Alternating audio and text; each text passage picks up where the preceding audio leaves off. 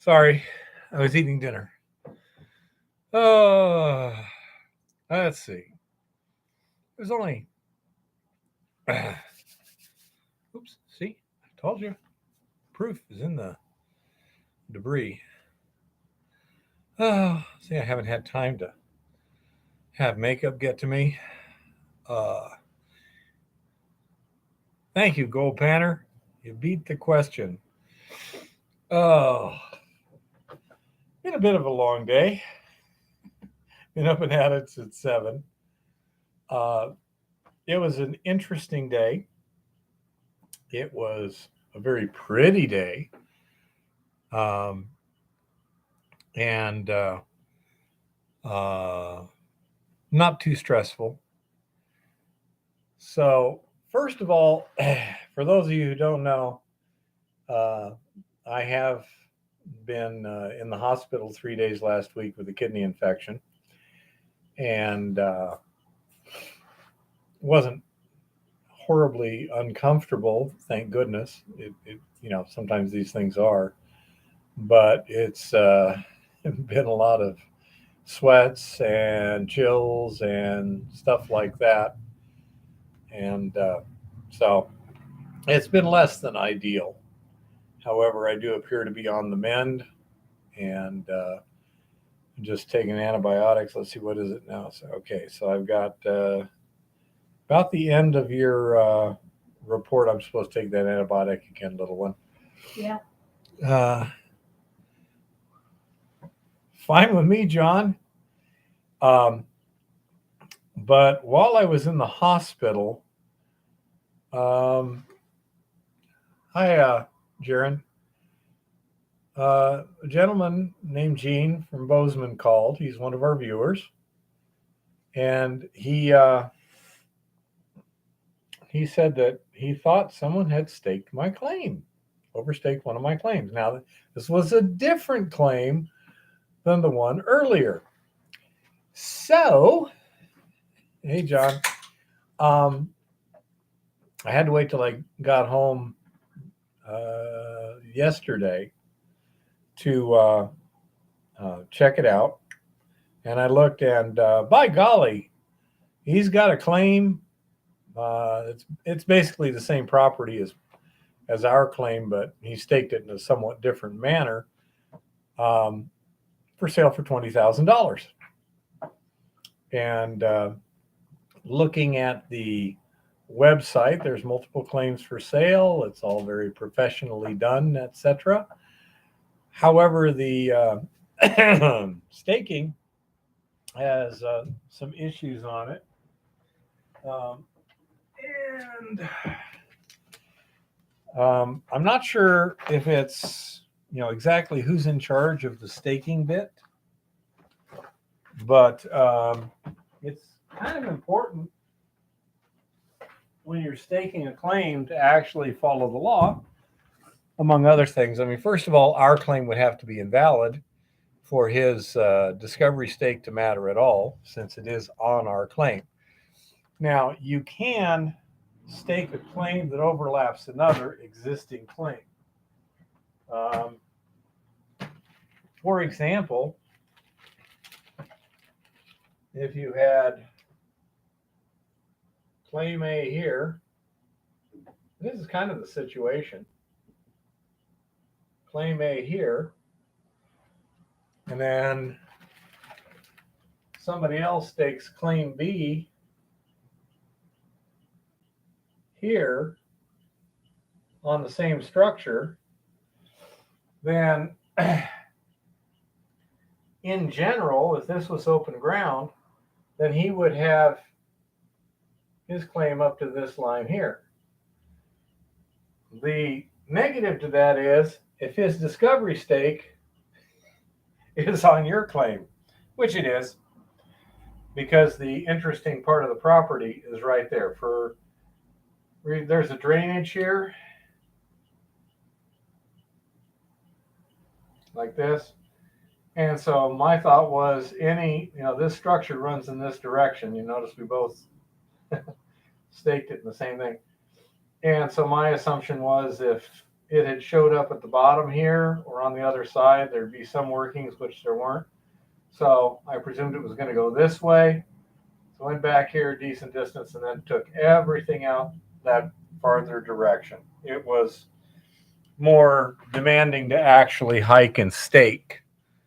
And no, just a kidney infection. It was one of the various multitudinous forms of E. coli. So I don't know what to do. And so anyhow, that was kind of annoying. Now, the person who staked the claims, in my opinion, is not terribly intelligent. Okay? Because, number one, his discovery stake was a 2x2 post, not legal in the state of Montana. Number two, he did not put a discovery notice on the stake. You have to post a notice, not just a stake. Okay? And no, Chris, that didn't happen. And the other thing is, you should kind of try and make sure that you don't photograph the other person's discovery stake in the photographs you post online. Oh my goodness. Hey, blind dude. Hi, everybody. But there was another mistake I believe he made. When was the official filing? September 1st? September 1st was the date of discovery. Date of discovery. So the discovery, as Chris says hi, in the courthouse was the 1st of September. So if we go exclusive of that date, 1, 2, 23. Oh, where's my little thing here? Anyhow, it'd be 29, 31. October is 31. That's what I thought. Come on. November has 30. Yeah. So to the end of November is 90 days, which is how long he gets to file it at the courthouse from the time of staking. It takes you can have 90 days to get your corner posts up and get it filed. Okay. And, I had a kidney infection. He was making obscene accusations against me. And he actually filed it at the county courthouse December 3rd, which would be 92 or 94 days after staking, depending upon whether you include the day of staking and include the day of filing. So I would say it probably, in order to have made that work, at most, he could have done it December 1st. But be that as it may. So, for a variety of reasons, his claim is prima facie invalid. Okay? And, Chris might be able to help you. Not very impressed with this guy's abilities. I think he's from Colorado. We have reason to believe that. And he's probably using Colorado rules. Well, sorry, they ain't Montana rules. The stakes were the wrong size, too. Yeah, I told him that. Didn't I? No, I didn't. The paperwork wasn't in there. Did I tell you that it was a 2x2 stake and you need a 4x4 stake in Montana? Yeah. So, wonderful, blind dude. So, anyhow, it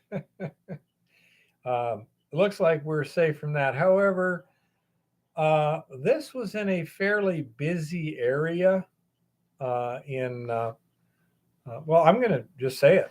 Broadwater County, Montana, the Indian Creek mining area mining district. And anyhow, there's they were overstaking patented claims. They're overstaking other people's claims and such as that. This all came to me because somebody was working with one of the local um, patented claim owners. Oh, Jeff says I did mention that little one. So anyhow, he said that, you know, to this other guy I was working with, that, you know, somebody had overstaked his claim. Well, the guy checked it out. And it's like, yeah, it's overstaked here. And he did a little more research and found out that a claim that was very close by to there, I'm not sure if it's exactly neighboring or not, but it was pretty close by, had also been overstaked. And he contacted the owner, who happened to be Gene from Bozeman, and told him, I think, you know, somebody's overstaked you here. And then then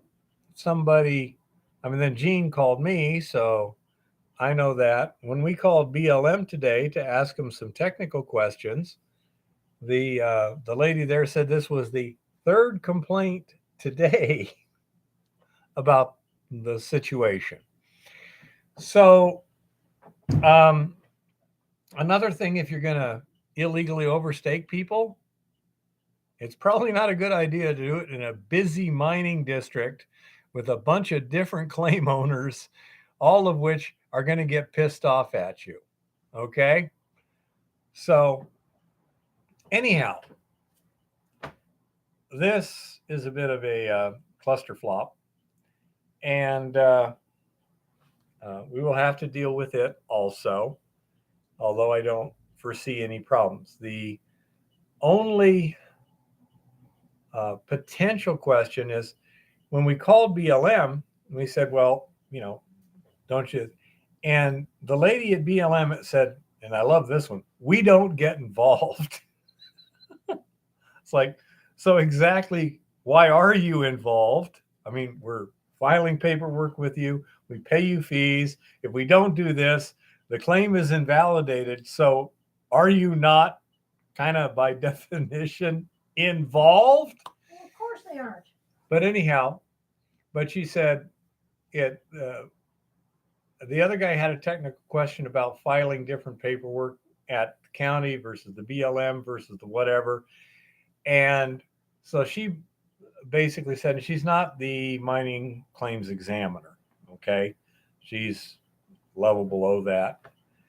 And she said basically it has to comply with Montana law, because we were asking about a filing of, if you're not paying your assessment fee, your claim holder fee, and instead you're filing your notice of annual assessment work performed, do you have to file it at the county courthouse or just with the BLM? That was the question, because in a past year he had done that. And is this a curable error? Because that's what you should do. But there are things you can screw up on and fix, and there's things you can screw up on and you can't fix. So the question is it a curable error? And the answer is she doesn't know. She'll check and hopefully get back to him tomorrow. So my question is, since we're paying the claim holder fee, which just deals with BLM, you don't have to file any paperwork for that in terms of with the county recorder. And as far as the BLM is concerned, you don't need to file a notice of intent to hold or a notice of annual assessment work performed as far as the BLM performed. The question is there some niche in Montana law, which is known by none of the people that I know up here, that says you do have to file a notice of intent to hold? Because when we were at the county recorders, there were a number of notice of intents to hold filed. So I'm going to have to check on that tomorrow to be sure that we don't have an inadvertent glitch in our planning. And So let's see. Let me move this to the front. I'm going to have to call the Montana Bureau of Mines and see if I can get a hold of someone who is for sure able to tell me, aside from the initial claim documents, do you have to file anything with the county on a continuing basis to maintain the claim? File annual notice to hold. Now, I do agree that it is a good practice to do so because, among other things, it will let anyone else out there know that that claim should be active and they're not going to play with it. In Montana right now, the BLM is over a year behind getting their stuff on the computers. It's just insane.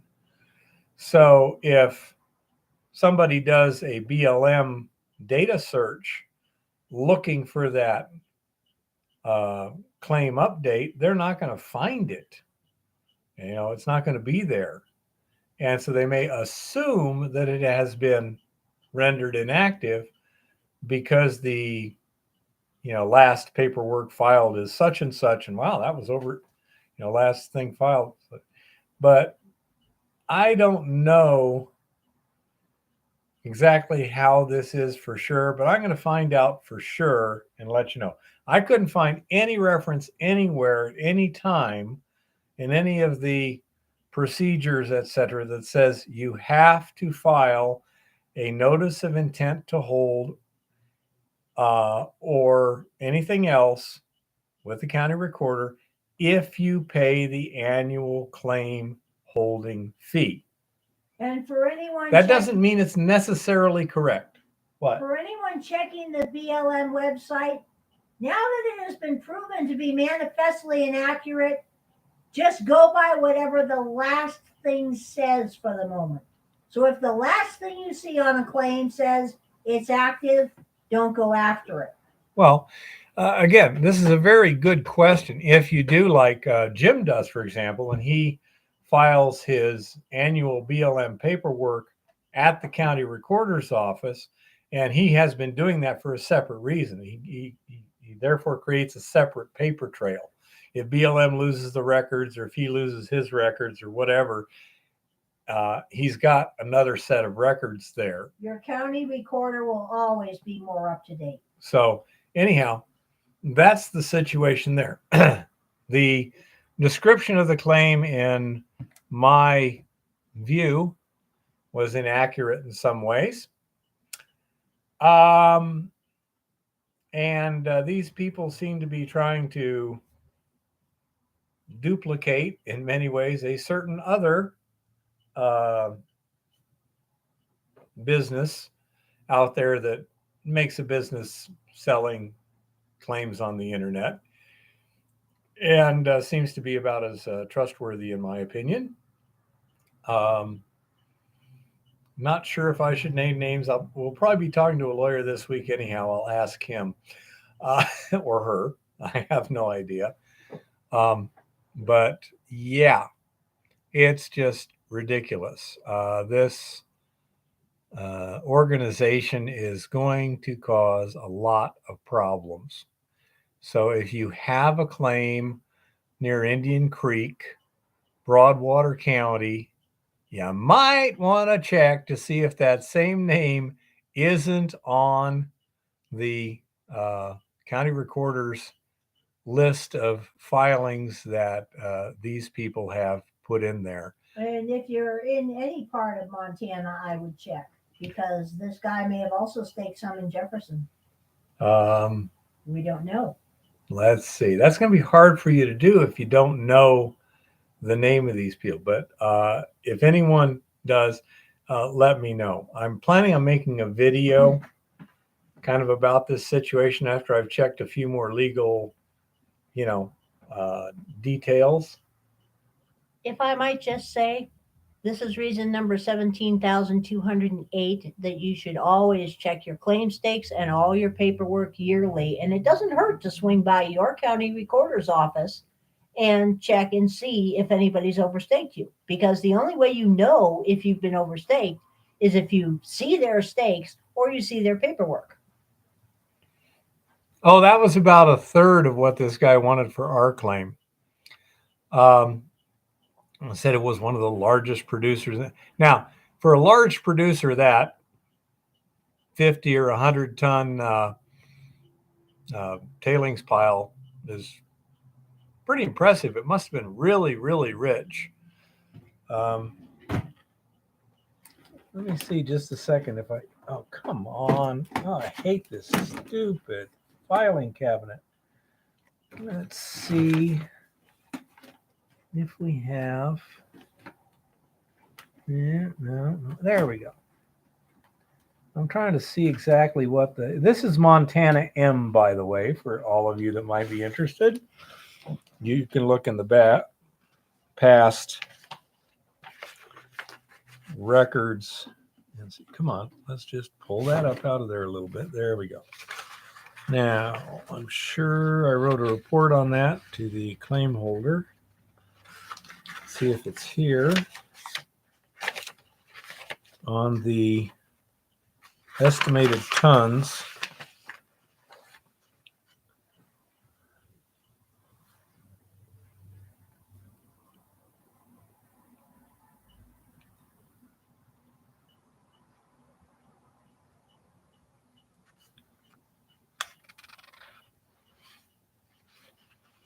Let me see. Let's see. According to this guy, for example, there was a decline, a large decline with a 2-foot wide vein. I said, in the pit up the hill, there was no obvious structure evident for me to sample, so I would have to spend some time to get a better idea of the situation. There also appears to be an adit between the road level and the collapse pit that could probably be reopened with a minimum of work to get a better idea.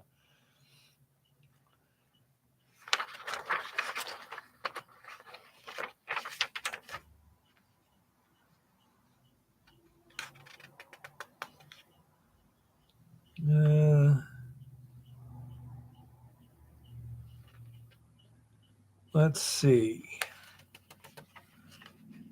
Just trying to find somewhere I had to do a calculation.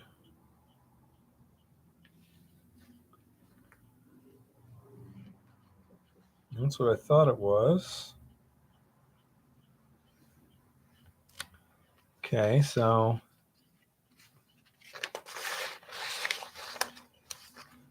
calculator. Let's see. So grade. Yeah, I'll go 1,700 for the price of gold.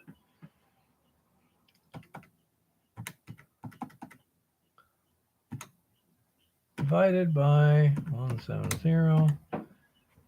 Okay, so I estimated the dump at about 600 tons. That is not a major producer, folks, in case you don't know that. That's, I don't know, let's suppose you were to try and excavate. Wait a minute, wrong one.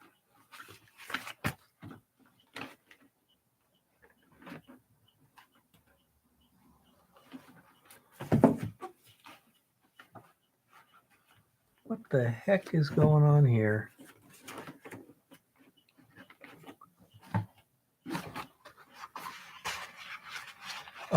Let's see if you were to excavate a just modest sized swimming pool.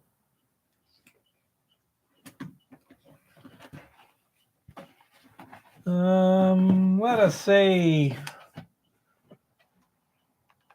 not 2 miles, but say 30 feet times, for simplicity, 4.5 feet deep or half of 9 times 60 feet long, 8,100 divided by 27.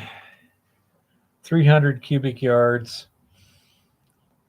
Okay, so that would be the equivalent of about 2 pretty decent sized backyard swimming pools. Probably a little bit bigger than average backyard swimming pools. That'll give you an idea how big the dump is, which lets you know not a it's not a big area. Yeah, pretty much, John. So, I mean, this was one of those things that, in my opinion, this organization is not honorable in several ways. They're not competent in several ways. And be really aware of these things.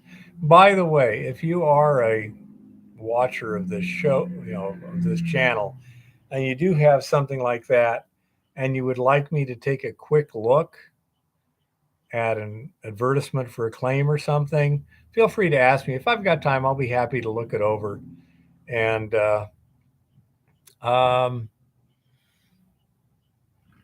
gosh, what was the name? RMP. Okay. There you go. Well, it's potential for lawsuit. All we want them to do is to go bye-bye. As far as we're concerned, if anyone tries to, the problem is, what if somebody buys their claim and then comes onto our claim saying, well, we own this. And it's like, no, you don't. Now we've got a serious situation. They got a bunch of money in the game. We're thinking going to the Corporation Commission, the Montana Corporation Commission, because it is an LLC. Okay. And this LLC also has claims in Arizona and Idaho. And Colorado. And therefore it's interstate fraud. Not quite, John. Nice try. But so you got possibly internet fraud, securities. I say I have no idea. But we do live in a state capital, a fairly small one, where we can just walk into the Capitol building without even being searched or nothing. So we can walk in there and we can ask some questions. Now, where's the Corporation Commission? Where's the Secretary of State? Who handles mining in this state? All in Billings. Say, probably not, since we're the capital. Everything else is in Billings, and we're the capital. Yeah, the offices are, but not the head I'm bureaucrat. Teasing, Bear. But anyhow, so say we've got a number of avenues we can pursue. First thing is to find a lawyer and have a little talk with him, because we've actually got 2 separate situations. And go from there. Now, they may be somewhat similar separate situations. It's entirely possible that more than one person has decided that, hey, why don't we go out and stake a bunch of claims and sell them to people? Because it seems like there's such an unlimited supply of people that even a very small percentage of uncautious people that have a real enthusiasm for having their own gold mine could create a sufficient market. I found their ad blind, dude, because I know someone who was contacted by someone who was working for someone who got overstaked by this guy. And my friend was right next to the property that got overstaked that this other guy knew. He contacted my friend. My friend looked at the website, saw that what he thought was a spot that I had claimed, which is correct, and then called me while I was in the hospital. But we went out today. We checked things. First of all, we went to the county recorder's office, which was really close to where this guy's claims are. And got the paperwork we needed, then he was going to show his claim to the gentleman that had contacted him because he was interested in possibly working some kind of a deal, a lease or whatever. And so we went up into the Indian Creek area. Not sure if that's the actual name of the mining district now, but at the time of about the 40s or whatever, that's what it was called, the Indian Creek Mining District. And or mining area, I think. It may have been several little mining districts in there. But anyhow, I got a little video. It's very scenic. It was a beautiful day today. The temperatures were just gorgeous, just cool enough to keep you from sweating or whatever. That's not a bad uh, concept, Leto. Absolutely. If you value a friendship and you're going to do some business with them or whatever, make sure you get a contract. Not necessarily to enforce in a court of law, but just to remind everyone of what we agreed to 5 years ago. Memories will change, situations will change. And if the situation changes, you can always work on renegotiating any contract. So let us suppose you had a claim. Okay. You got a gold claim. Hello, I've got a gold claim. Oh, hey, Fred, how's it going? Hey, Joe, I was thinking of maybe leasing that gold claim from you. Oh, sure, Joe. What's up? So you work out a deal. The deal, to the greatest extent possible, should include all contingencies: death of the claim holder, death of the claim lessor, any limits. For example, if it says,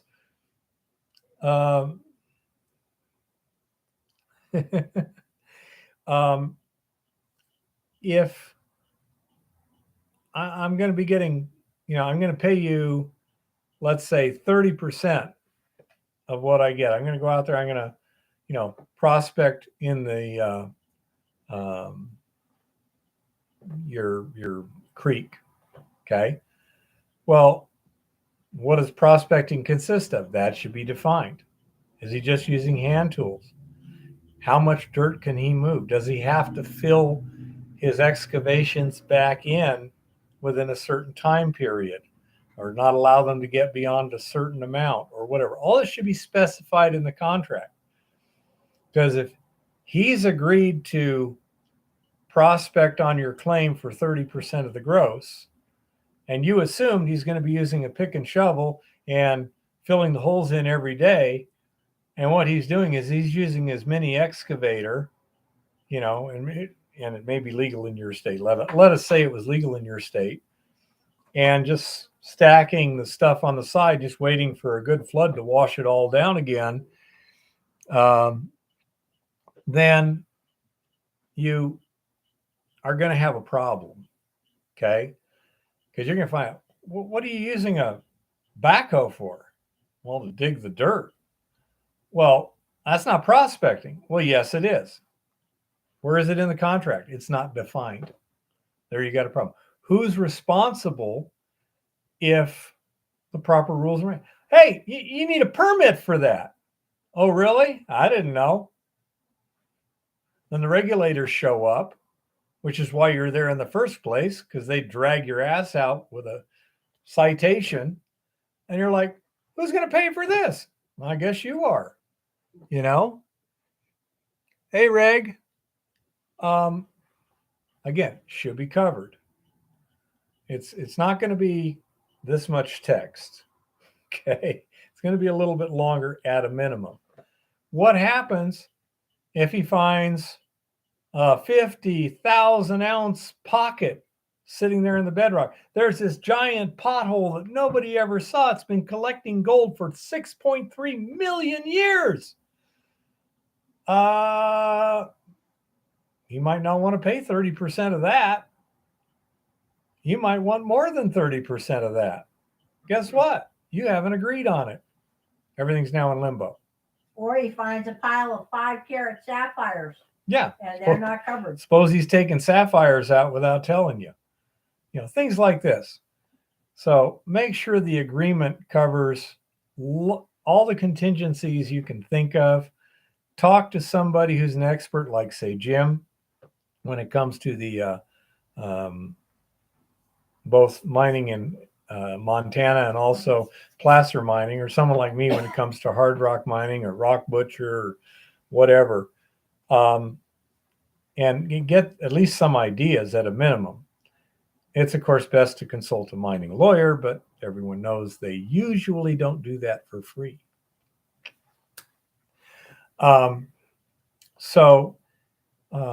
It covers things like time frame. It's never open-ended forever. You got this little placer and he's going away, and it's like, oh my goodness, we're hitting lots of gold and everything, and you're like, oh, cool. You go and talk to, say, Jim, and say, could you mine that whole 40 acres out there, and how much would you pay me for it? He goes, yeah, I could do that. I'd pay you this much money. And then you go to your buddy and say, hey, guess what? Agreement's canceled. I got someone else I'm going to let do that. Where's it in the agreement? Should be.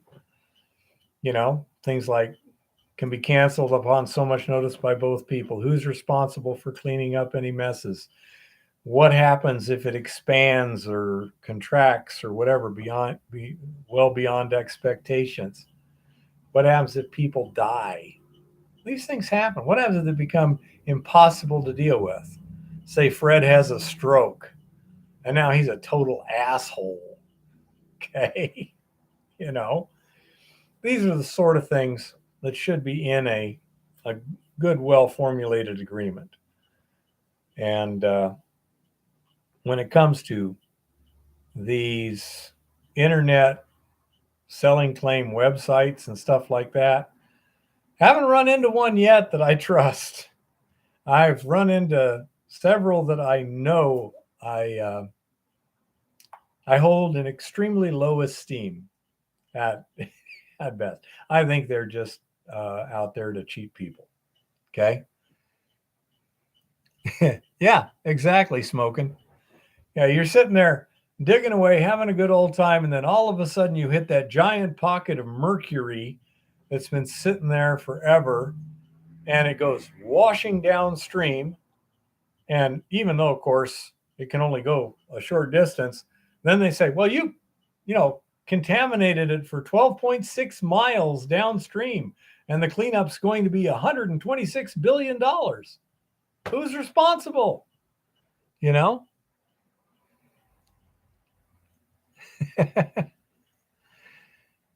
Lake Panisovsky, Florida.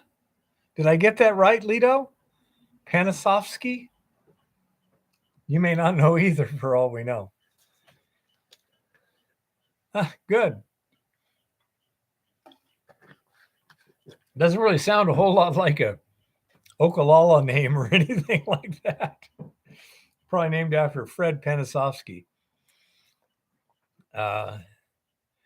So anyhow, I'm going to plan on making an actual video on this week once I get a little more of my T's crossed and I's dotted legally, and find out, for example, can I just name these bozos? And let me do a little search here, just a second.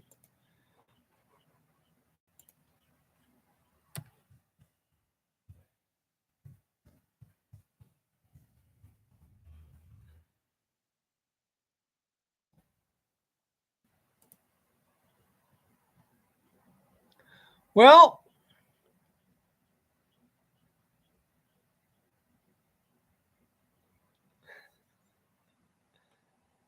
let's see, who's this? Is this somebody different with the same place? Or maybe a different mine? Wow. 2 people are trying to sell it. I shit you not. Whoa. Holy guacamole. Who's that? I don't know. It says free local classifieds in Helen, Montana. So this is probably the same people. Probably the That's same the guy. exact same picture. Yeah, it's probably the same guy. You'd have to Yeah, it's Yeah. yeah, they went 22.4 there. 12,000 down and monthly payments of 140 here. There's a particular kind of butterfly with its name starts with an M. And if somebody named a mine after that, then if or you were a to dead queen, remember? Yeah. It's a butterfly that shares a name with dead royalties. Yeah. If you were, well, no, just the general term for royalty. Yeah, the general term. For ruling royalty.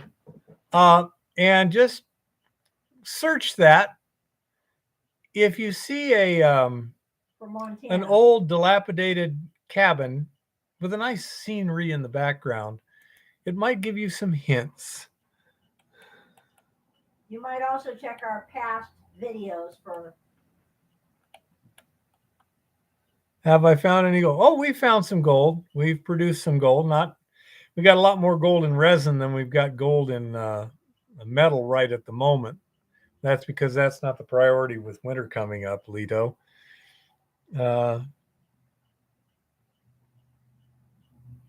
Now in Canada, all claims are required to be purchased through their regulatory system, Reg says. Ontario has Mining Lands Administrative Service. Trying to sell what? Mining claim. Our mining claim, but it's not our selling it. Wow, that's an interesting guess, Lito. Gosh. For legal reasons, I can't say anything for sure right now. Is Lito being psychic? I think he's being psychic. In general, Kodak, I think you're absolutely correct. Virtually all of these sites, things are BS. And half of the ads in the California Mining Journal are too. What was my email? No, that's not my email. It's Lawrence Hiddle. Okay, I'll just type it in. So,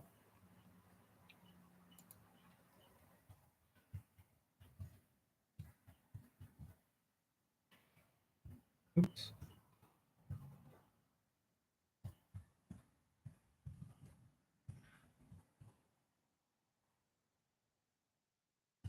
Here's my email, Lito. My monitor is also my laptop, so, yep. If you want security, your best bet would be to buy a patented mining claim that has a good history, that still has all the mineral rights undivided, that still has water rights, etc., and buy it with the idea that it's a land purchase as opposed to a mine purchase. Okay? That way, if nothing else, you got your land. I tell you what, there's some beautiful scenery out there. Absolutely. I mean, just above Montana B, about a mile up the road? Oh, yeah. Oh, that was that scene you saw last week. That would be a great place to put a. So you're here now, Tom. I don't care. You can just go back to the beginning and start watching then. Ha ha. Parrish there? Yeah, he just got here. Hey, Parrish. Hey, I survived your poisoning attempt, okay? My kidney's getting better now. So, swing and a miss.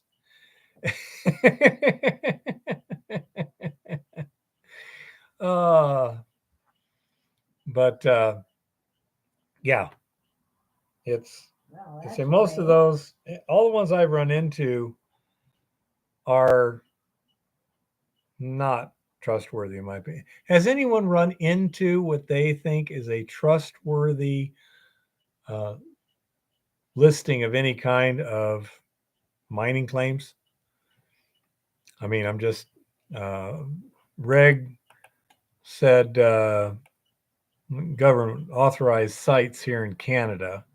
So that might be reasonably good. But I'll bet you somebody's figured out how to game that to some extent too, although maybe they're risking a felony charge for defrauding the queen or whatever. The king, sorry. Uh, it's new.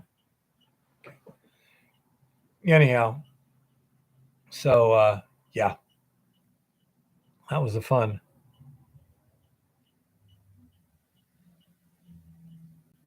You don't file for a patented claim.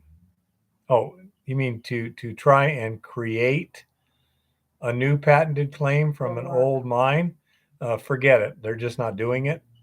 Um, to purchase one, that's not an unreasonable price if it's got access, if it's got water, even if it doesn't have any valuable minerals.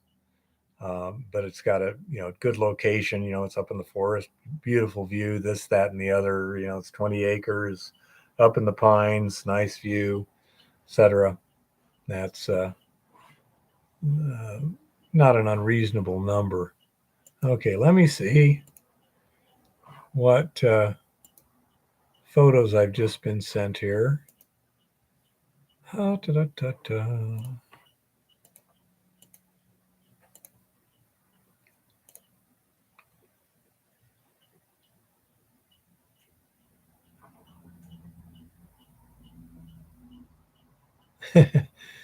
Ari, ACH payments information to me, huh? Uh-huh. Let me guess. It's an attachment, of course. And it's from Goodwin Dental at live.com. Yeah, right. Yeah. Report as phishing. Click. Okay. Oh, those are some beautiful koi there. Oh, she seems happy. Good, healthy sized peanuts and veggies and everything. Excellent. Things are going well. Hey, Rock Butcher.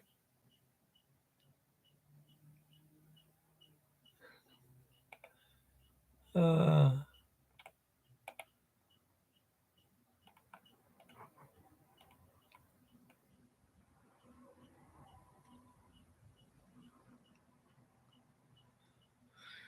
well, there's not a real country office that keeps track of of patented mining claims because they're private property. And so you'd go to the county recorder's office or the assessor's office just to look them up. Hi, Rock. How's it going? Saw you last night. That was really cool. And then I had to You get might off. also check the mylandmatters.com website because it usually tells you if a mine is patented. I'm not sure on that. My Yeah, Land that's Matters where or we have not, a few. but I know that they gave others. Yeah, I did, Lito. Very pretty. I like the koi were very pretty, and that's a good sized peanut. Oh, yeah, it looked like it was going real good, but I just kind of faded out a bit, and we had a long day today. We were out there in the Indian Creek mining district area of Montana, evaluating, looking at some claims. Well, kind of tagging along while one guy was looking at some other guy's claims and discussing the whole situation of the claim jumpers that have moved in and were staking all over everybody, and then filing the yeah, it was Rock, but something happened. I must have passed the cursor over something, and all of a sudden I got a big chunk of the screen was just covered up with a blurry thing, and we couldn't figure out how to get it turned off without just shutting the computer down, you know? But such is life. And so, yeah, we got Oh, Arizona's some letting them people here that are wait just until overstaking everybody and selling it. No, if you scroll up just a little bit, you might see um, a one word there that somebody put on that. Well, here I can just email you. Let's see. Uh, there we go. Let me just see for the heck of it. Let's try. I may actually still have it in my.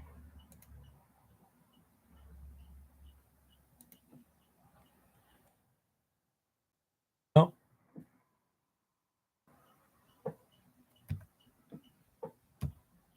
Oh, come on. It's frickin' highlighted. Delete, you idiot computer. Delete. Okay, let me see. I'm probably going to have to go to this. And got a new. Oh, there it is right there. Oh, well, that's because it was that.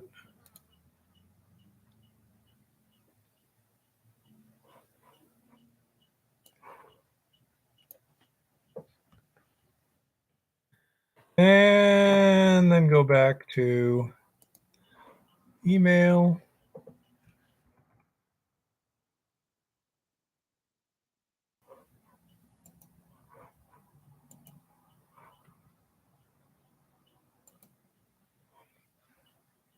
Okay, Rock. There's a link I just sent you.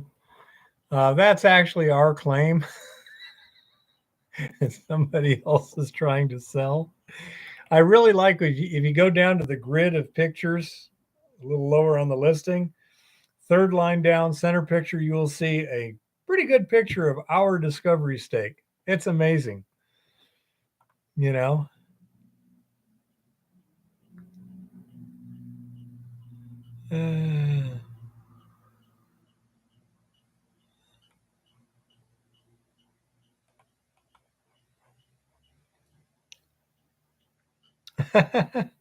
I would imagine Reg or Reg, I'm not sure which, but I mean, Rock Butcher's a pretty knowledgeable guy.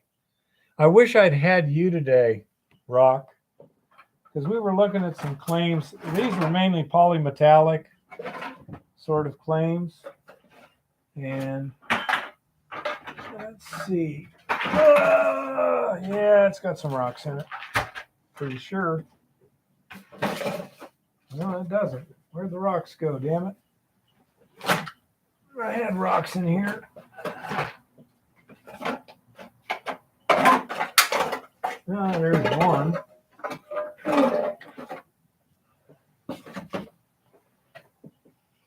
Yeah. So we're looking at stuff like this, and this is theoretically more, lead, zinc, tin, silver, crap sort of ore, and maybe moly and this and that. I really don't know. So yeah, it's been great having you today. There were some good views, that's for sure. But I don't know where we stuffed you. Yeah, got it in already. Not bad, Chris.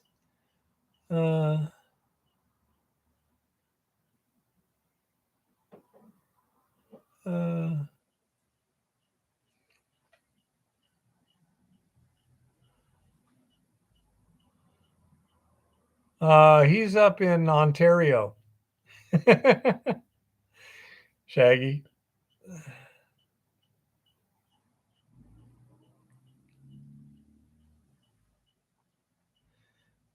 No, I know you can't. I say there was another one that was prettier, kind of a greenish color, and I don't know where it is, but I thought I brought it up, but I do not see it. I don't know. Not important. It's not on my claims or whatever. Um, but Gene and Kevin were really nice people, and we had a great time. And but I wasn't able to be of much use since they were looking at kind of polymetallic deposits, surface oxide stuff that you couldn't even get to. Uh, the underground workings weren't actually very accessible. Oh my goodness! Somebody named a name. I I cannot confirm or deny the identity of the organization. Don't worry too much, Rock. Say I didn't say anything, but yeah, they seem to think that that particular piece of ground Along with about was 30 around it, they blanket staked yeah. I mean everything. they were just putting claims everywhere, including on top of patented ground and everything else. If this was in the old days, there would be a group of people right now sharpening their pitchforks and dipping their torches in fresh wax because they've managed to piss off a lot of people in a very short period of time. Trust me. Um, and say we've noticed just in the one thing they did with us. Uh, oh, by the way, I heard from Kevin a story today. Now, I've never heard this story before, but it would make a lot of sense. And if you will come over here and hold the fort for a minute, I will try and avoid getting another bladder infection and then come right back and tell. This is pretty interesting. So stay tuned for this one, folks.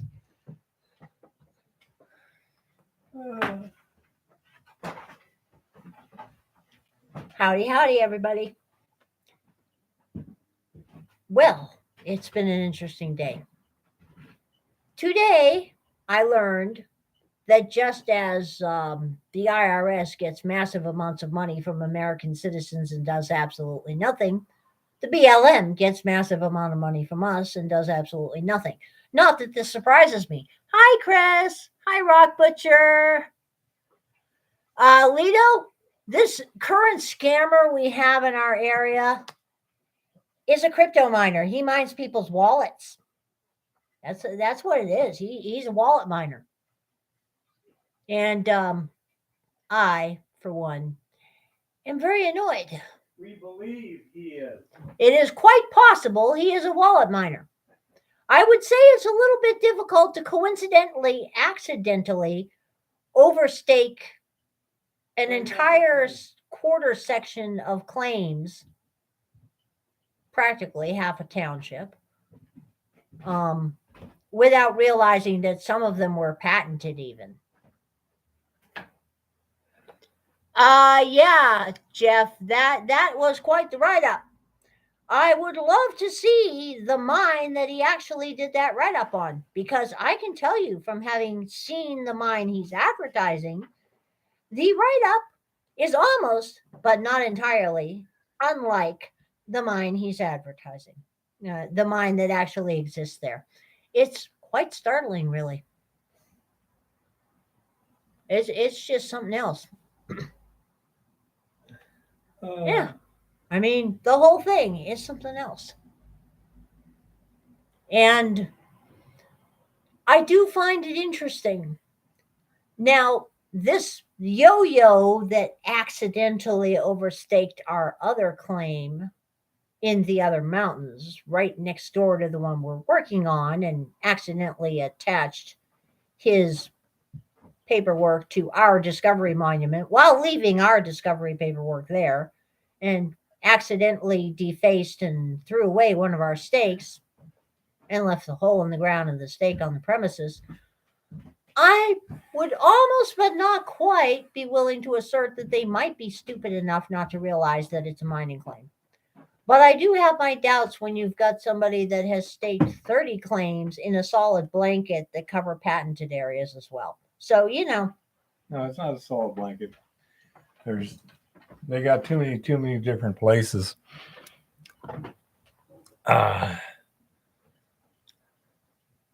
Well, there's a whole group of them that were blocked out because I was looking at their location. Well, see, BLM doesn't actually look at the geospatial coordinates of the claims and compare them to existing, of new claims and compare them to the geospatial coordinates of existing claims as part of the normal process. You give them a piece of paper, they put it in their computer, and they hand you, you hand them money.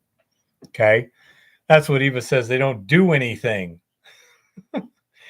They're trying to create a system where you can actually find a claim on the BLM website and look, here it is on the section. Okay. They're trying to create that. The last year when I filed some claims, they said that they needed the section aliquot map that showed where the claim was. So now I have a section aliquot maps where it shows claims. Anyhow, now for story time with Keith. Now this is from Kevin. Probably rigged. They're probably trying to work on it, but being the U.S. government, it'll be 20 years and $26 billion later, and they'll still have a crappy thing that doesn't work very well. So Kevin has spent a lot of time in mining. He's had his own mine for whiles and stuff like that. And he was down in Arizona, Principles. And he was talking to, I believe he said they were geologists. And this was near the Superstition Mountains in Arizona. Now, everybody's heard of the Lost Dutchman's gold mine. Okay.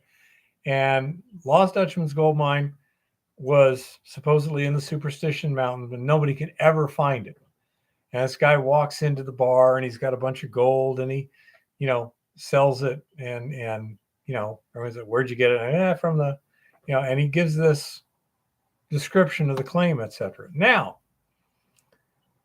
my principal says that everyone at the time figured out pretty quickly what was actually going on. There was a mine there. I think he said it was the Mammoth mine. It might have been the Mammoth. I think it was the Mammoth. But anyhow, they hit a really rich vein. Very small, but, very rich. Like, almost solid gold this wide. And the miners were stealing gold. Now, this is very common when you have really high grade gold. But now how do you sell it? Well, the Lost Dutchman was the fence. So he didn't have a gold mine. The miners would give him the gold. He'd pay them for the gold, and then he had to sell the gold. So he had to make up a story where he got the gold. He ran a pawn shop. You ran a pawn shop too? Yeah. The Dutchman ran a pawn shop in the area. Okay. So, and okay, blind dude, you know exactly what I'm talking about. So anyhow, this guy was just a fence. There never was a Lost Dutchman's gold mine, but that's how come this guy could show up with such nice volumes of high grade gold. He was just buying it from the miners and then reselling it. And I do not know if that is true or not, but it would make perfect sense. It's a brilliant idea on how to get rid of gold in a time where everybody knew everybody and everybody was in everybody's business, because it was essentially a very small town. That would be, even if people knew that you were lying, if you can't prove it, you can't prove it. So that was that was a very, very interesting story, and I tend to give it a reasonable probability of being true. Oh, yeah, gold brings out the weird in people, that's for sure. I say so. I say this is just one of those things that holy crap, what a pain in the ass. I say it. In the old days, they used to minimize this by simply hanging them, and that would kind of encourage other people to find more um, honorable, or at least not so obviously dishonorable ways of making a living. Yeah, Shaggy, I say that kind of makes perfect sense to me. I would be willing to bet you, Rock Butcher, that although it's still legal, you'd probably get in trouble if you just shot one. Okay. Um, there's a lot of laws on the books that aren't really enforced.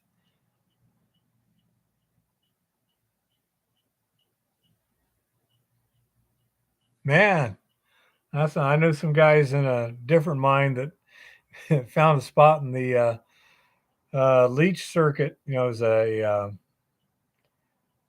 cyanide leach, agitation leach for hard rock gold, and the the crushed ore, as it was being transported from point A to point B, you know, slurry was moving, and it would tend to settle out in some spot, and they'd clean it out.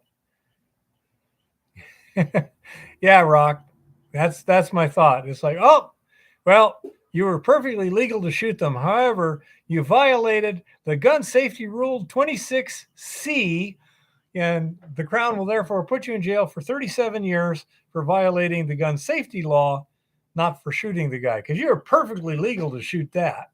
Yeah, you know how that goes, Rock. But anyhow, yeah, there's some weird stuff that goes on.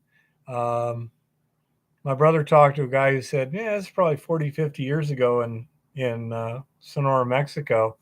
He was on a mule deer hunting trip on a big ranch. He said they came across some guys that had rustled and were butchering a cow.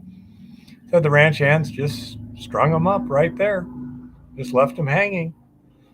And he said, are you going to cut them down? They said, no, their families will come get them. You know, it says they knew the risks. You know, that's the way it works. If you get caught, you're dead. You know, best not to get caught. That would be cool, blind dude. But anyhow, so right under the kneeling nun. Not a bad thought there, blind dude. But anyhow, um, it's just weird and frustrating, because I presume that other company that we think of and love so much is still running. Probably. Bunch of scammers.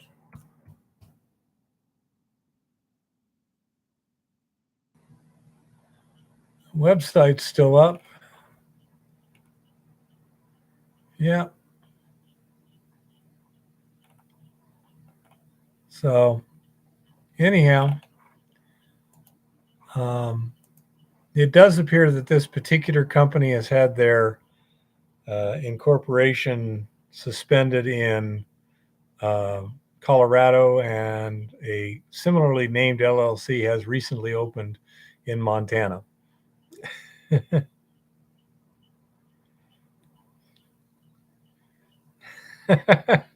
I presume it gets a little more inventive. You know, as a general rule, wherever life is just more unpleasant in general, in order to make something a substantial punishment, you got to get more inventive, you know. And so it's unfortunate that human beings don't seem to ever have too much trouble coming up with more inventive ways of hurting other people.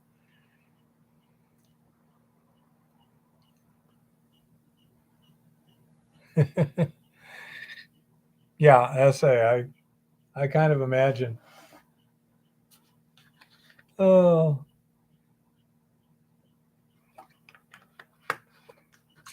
anyhow, so claim jumpers and are becoming a pest up here. So, as I say, since we live in the capital, I think we'll have to talk to the governor, or probably Secretary of State would be my guess. Or Anybody in other states, check your claims. And as Eva says, it's always a good idea on an annual basis at least to make sure all your claim stakes are up, your papers are in place, and probably wouldn't be a bad idea while you're at it to put your most recent, the equivalent of a notice of intent to hold or whatever, in there along with the original location document. But anyhow, aside from that, next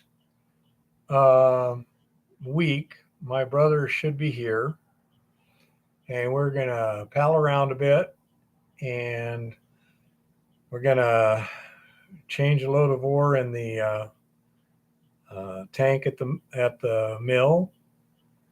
We're planning on heading out to the spot where Jim's working. He and Lauren are out there working right now, and they still be working there. Thursday is the plan. And then probably just go visit Montana, be with my brother to show him what we're doing or whatever. It's a nice, pretty trip, too. And then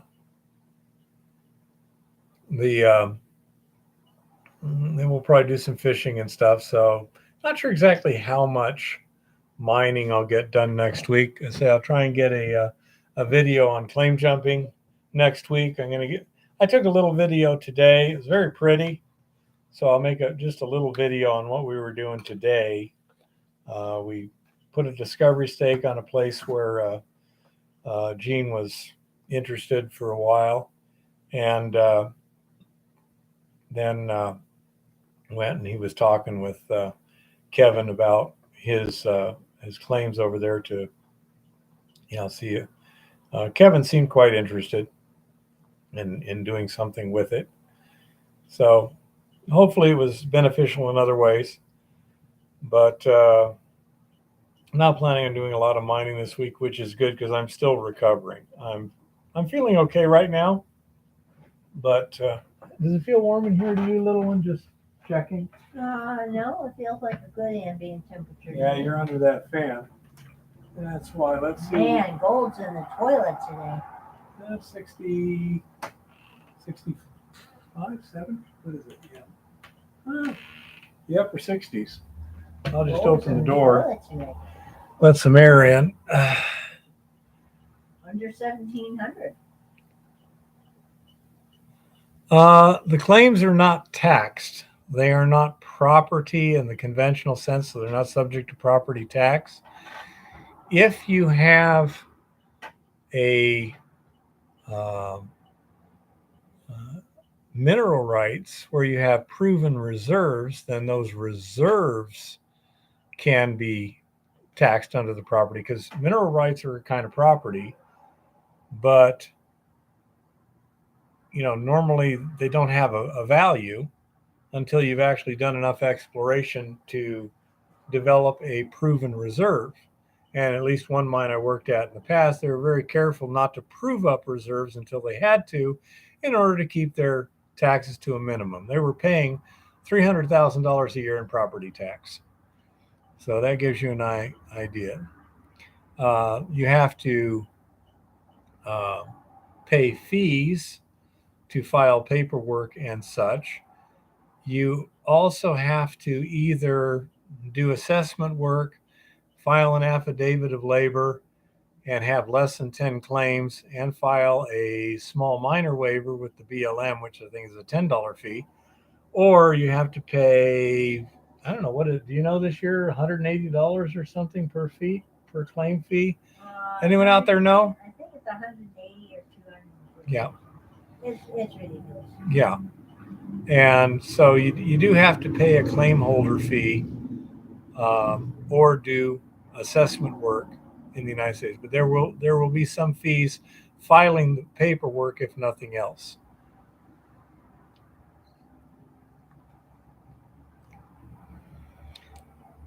Well, as I understand it, Rock Butcher, the resources, you simply haven't drilled them quite enough or analyzed them quite enough or whatever.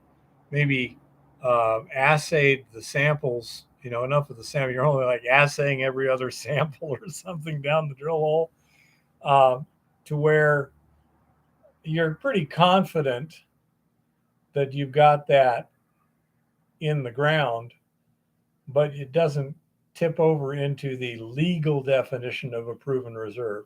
And yeah, it can make a lot of money difference. This is also why the oil industry has had about 12 to 15 years of oil reserves for the last 100 years. People don't figure out this scam, but the reason that we only have 10 or 12 years of reserves, then we're going to run out of oil, is because anything else would financially be stupid. Okay? They know where to get it when they need it.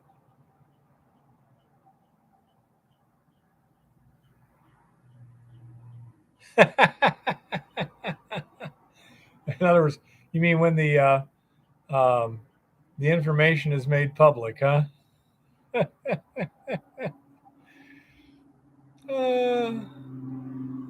Exactly.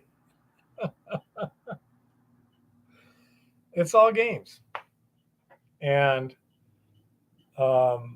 it's like any other contest between opposing parties. You'll be move, counter move, like that. And once you reach an equilibrium that's relatively comfortable for everyone involved, it just kind of stays there for a long time. And then somebody shows up like environmentalists and, shake the apple cart. And now the whole stability goes out the window. Not all problems, Jeff, but a large percentage of them, and probably the vast majority of relatively easily preventable problems. The ones that happen that don't really happen. Why did that happen? There's probably a government behind it somehow. And there are problems like hurricanes and stuff that, no, the government didn't cause them. They just make them worse. Oh my goodness. So, anyhow,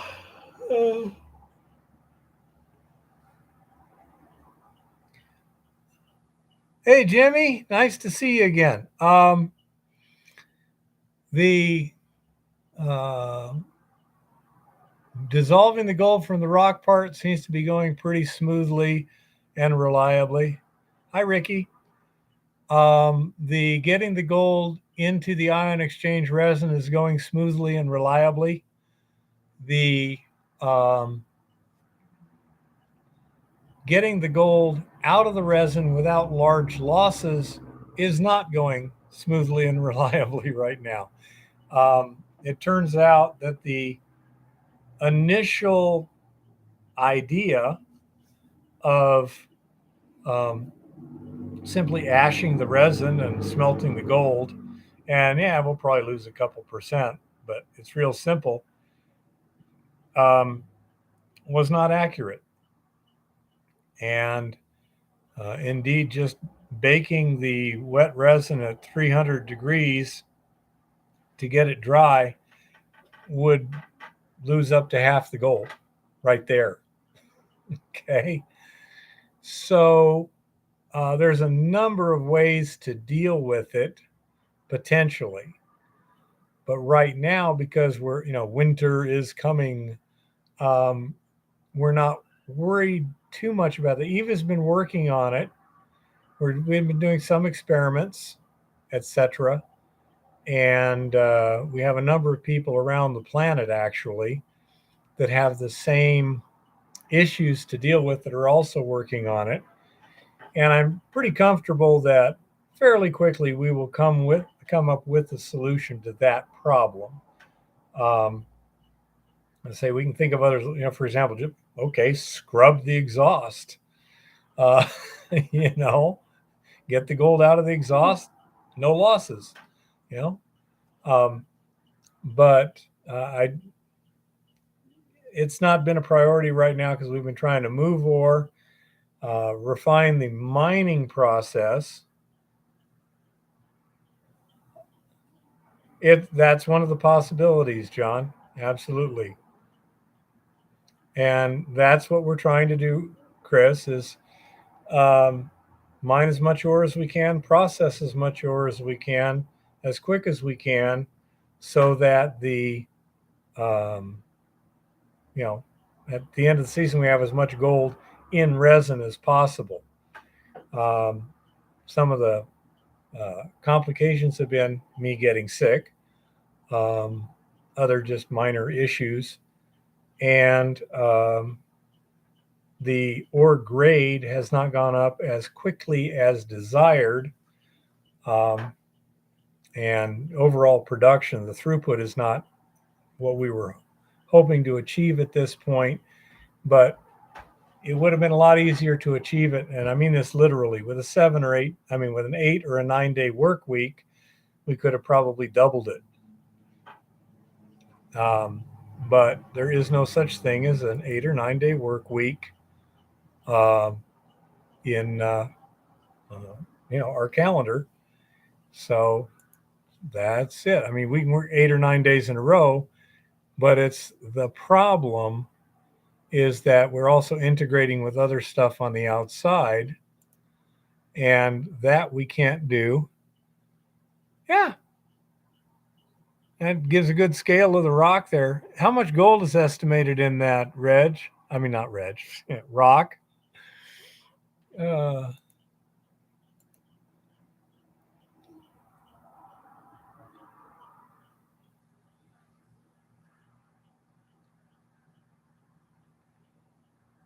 4.5 ounces, huh? Yeah, not bad. But that's why we haven't solved that last problem, Jimmy. And so there's a number of ways that we're think have good possibilities. I'm working on it. We have others that we think are, almost certainties, but it would all take time away from production right now. So we're just focusing on the production, and Eva's working on it. By the time we get to the season, she might already have it done. The tinfoil hat goddess has arrived. Ready? Mm-hmm. Okay. Oh, I'll probably take a little break this week instead of do my usual sign language interpretation because I'm feeling fairly decent. I am still recovering. Oh, I'm getting there. Sweet. Hi. Well, it has been a week. Picture the scene. Professor Hardrock there was making noises when he was doing number ones in the middle of the night. I, of course, the goddess, told him I thought he had a kidney infection or a kidney stone. Naturally, he did not believe me, even though I am always right. So the next morning, we headed to the ER, and yes, he had a kidney infection, and he spent 3 days in the hospital. Why did we head to the ER? Because you finally decided that I might be right. No, because I was having fever and chills. Yes, which you were having the night before. That was the reason. So he spent 3 days in the local hospital. I decided to stay with him the last night he was there. They gave me a pull out chair to sleep in that was marginally harder than the linoleum floor and conveniently located under this air conditioning widget gizmo that's designed to blow on the windows to keep them from developing condensation. So, in addition to sleeping on something that had a Mohs hardness of about 12 and a half, I was under an Arctic breeze all night. The goddess was not abused.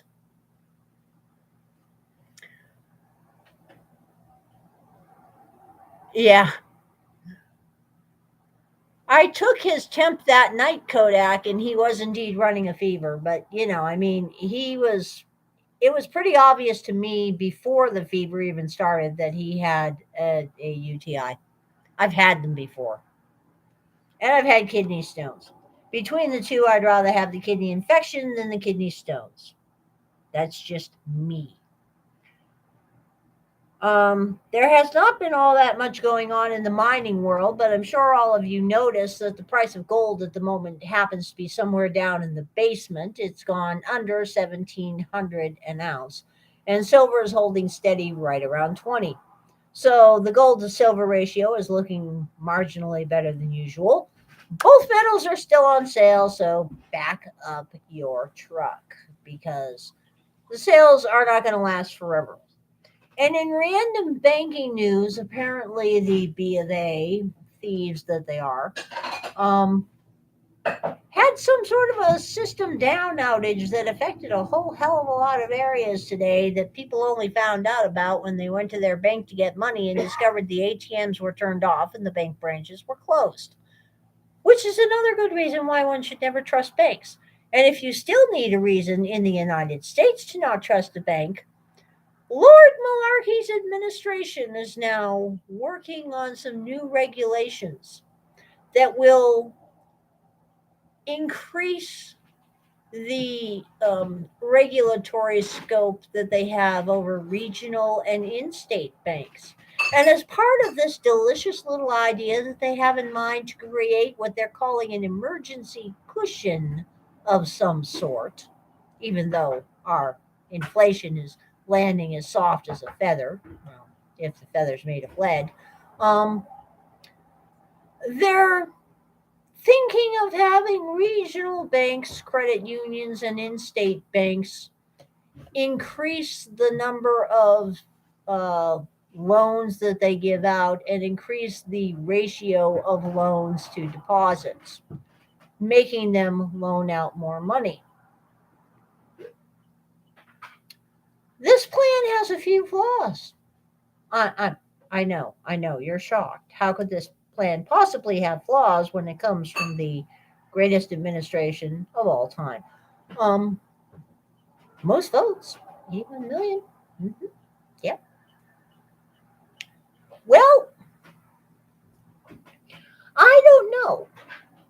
Maybe the fact that the Federal Reserve and the Federal Deposit Insurance Corporation, by the way, maybe the fact that the FDIC only has enough funds available to cover less than 2% of the deposits that are in the banking system already. Oh, they can get loans from other people at interest. But, that nice little sign that says you're covered up to 250K. Well, yeah, you're covered up to 250K. Getting the money might be an entirely separate issue. Problem number 2 with this unique little plan: a safety cushion for what, who gets access to it, and why. Details are sketchy on this. This may be one of those areas like BLM and IRS where you run into a lot of unwritten policies that are made by faceless, unelected bureaucrats rather than actual transparent things that people can look at. Number 3. Well, let's see here.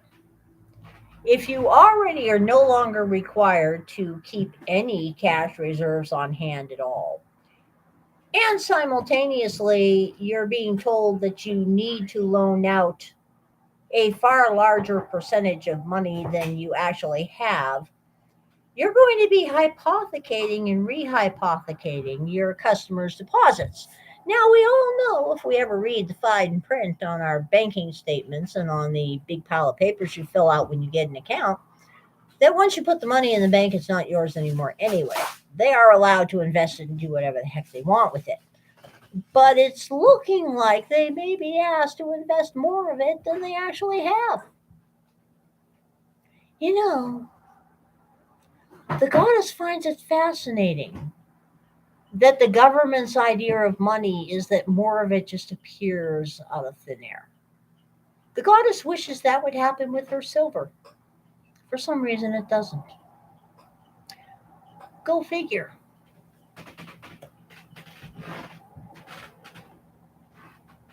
Yeah, he is taking care of himself, people. Mm-hmm. He is taking care of himself. And in other news, as I mentioned earlier, we have now confirmed that the BLM does absolutely nothing but take money, which is something we all knew. In the course of this discussion, we also discussed the fact that the IRS is the same way. The only thing the BLM is doing differently than the IRS at this point, the BLM is more honest. They'll tell you flat out, all we do is take your money and keep a copy of your paperwork. We can't actually do anything for you. I mean, that would just be ridiculous here. I mean, come on now. The IRS, on the other hand, if you can get them on the phone, and good luck with that at the moment, gives you a nice pre-recorded message that tells you that there are dedicated tax experts and the people who audit you, by the way. Any tax advice they give you in writing, which they never will do, or on the phone, may be inaccurate. And if it is inaccurate, it's your fault because you didn't do your due diligence, and they cannot be held responsible for giving you inaccurate information. Now, the question arises here, and it's the same question at the BLM. If you go to do your due diligence, how do you do due diligence? You do so by talking to somebody who actually works for the organization, your friendly infernal revenue serpent, or your friendly BLM agent. These people are supposedly the qualified professionals that are cognizant of all the policies of said organization. Therefore, they would be the ones that ostensibly should be answering a question and giving you an accurate answer to said question. So, how do you do due diligence if the people who are supposed to be giving you the answers when you're doing due diligence may be giving you wrong answers and they can't be held responsible for it? This is right up there with the BLM's paperwork that you file for your small minor waiver that says, and you sign under penalty of perjury, that you have already completed your assessment work next year. I don't know about you guys, but Acme still has my time machine on back order. COVID probably. So one has to wonder what's going on here.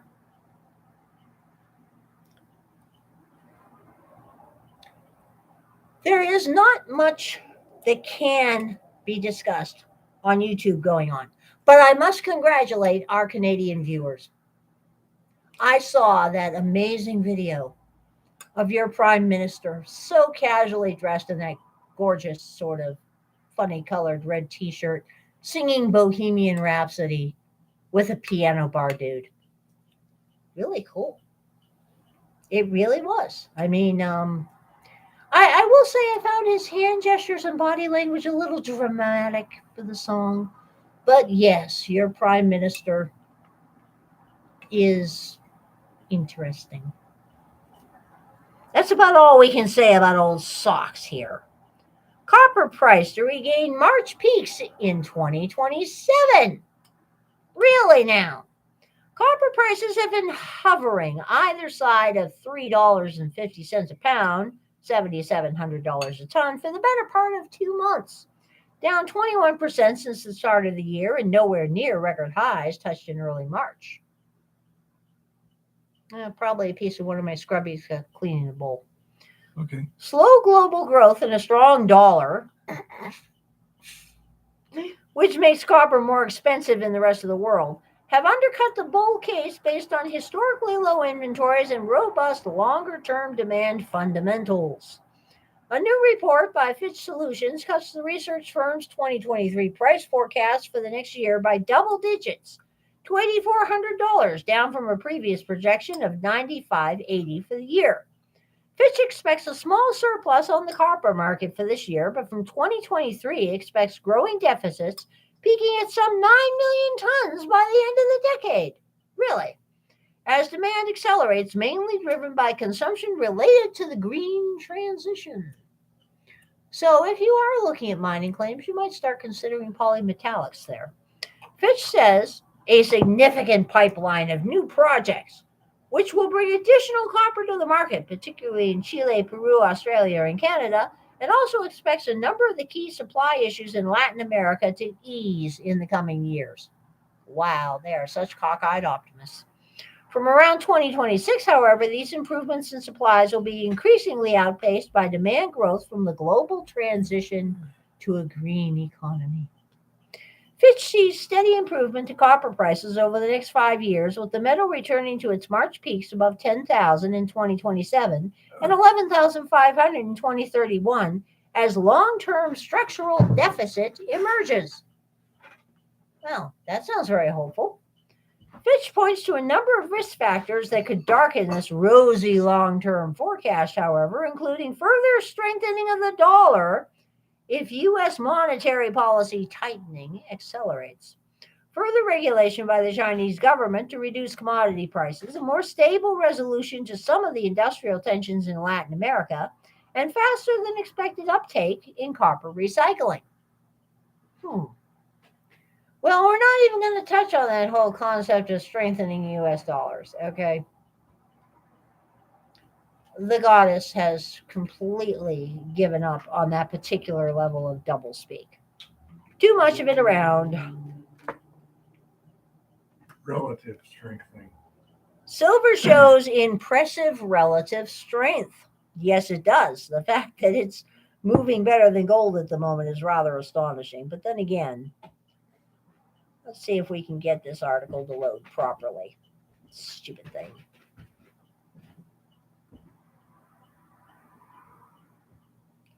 Over the past few weeks, we have noted positive divergences in silver futures positioning.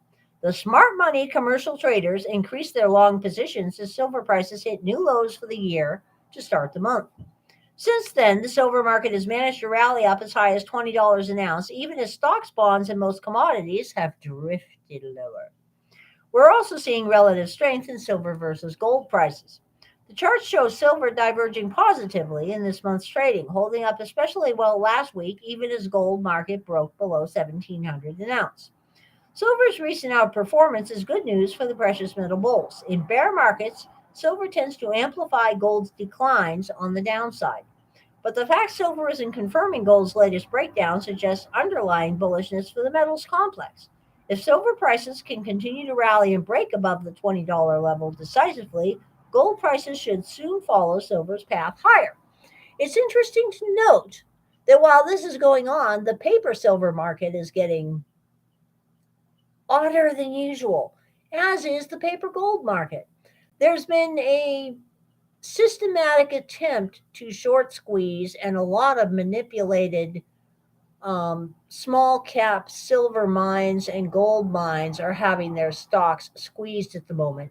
And in the middle of all this, the fees you can get for renting your stock to somebody to play with are going up rather dramatically. It looks like one or more of the trading houses out there is attempting to do the same thing that um, stocks, Wall Street Bets was doing on Reddit last year with the AMC stock and the GameStop stock, because we're seeing a whole lot of behind the scenes leasings going on of metal stocks in general, but it's focusing primarily on small cap and mid cap mining companies. And um, people are paying some pretty high rental prices to use other people's stocks to play with. So there is some sort of a squeeze attempt going on there that I, not being someone who watches stocks very closely, am not entirely cognizant of, but it is getting on the radar. It's beginning to be talked about on Wall Street Silver quite frequently and on Wall Street Bets quite frequently. So there is something going on there. In the COMEX market, COMEX reached a new all time low in their silver inventory for the last 30 years this week, which is pretty darn good. And LME is seeing a massive outflow of both silver and gold physical these days. Both companies are not adding all that much to their registered, and their inventories are dropping. So something interesting is going on out there in the world. India has massively increased their silver imports. Good for India. Smart people. The power of the beer, yes. Yep, Shaggy, that would be it. It is interesting to note the divergence that is going on right now because our real estate market is getting increasingly softer and our mortgage market is looking pretty ridiculous and our treasuries are looking pretty ridiculous and the Fed is indeed tightening up on buying reverse repo mortgage securities and other forms of mortgage backed securities. As a matter of fact, they have pretty much stopped buying mortgage backed securities, which is quite interesting. All of the indicators are that we're in a recession, but of course we aren't because Lord Malarkey said so. Lord Malarkey also said, apparently, that the pandemic is over. So, congratulations. Does that mean we can get rid of the masks and the vaccine mandates and the social distancing and things like that? Probably not. Just saying, you know. Just because Lord Malarkey said it's over. And I am also watching the latest disturbing news on election integrity because Lord Malarkey apparently is working with the DOJ to secure the November elections. And the DOJ released a very poorly worded and extraordinarily vague short document with a whole lot of redacted parts in it, saying what they were going to be doing to secure the November elections we have coming up. Among other things, your federal agencies are going to be doing voter outreach and getting people to register, and the District of Columbia and a few other places will be mailing you ballots whether you're registered or not, just proactively, you know. I mean, that's a good way to make sure you have plenty of voters, whether they're registered or not.